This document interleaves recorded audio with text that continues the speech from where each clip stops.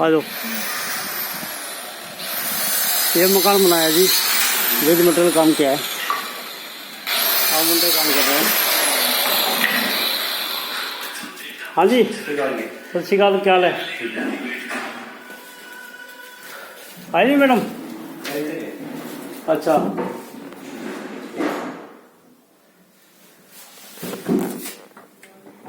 और किचन है जी।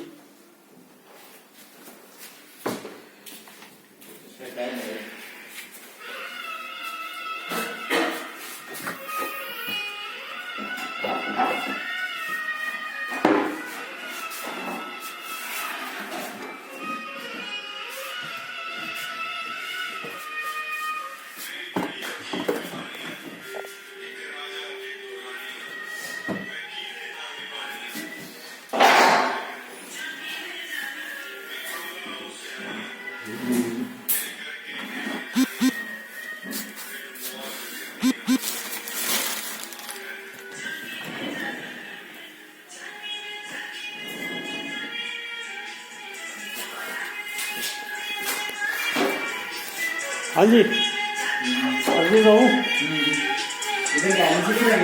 हाँ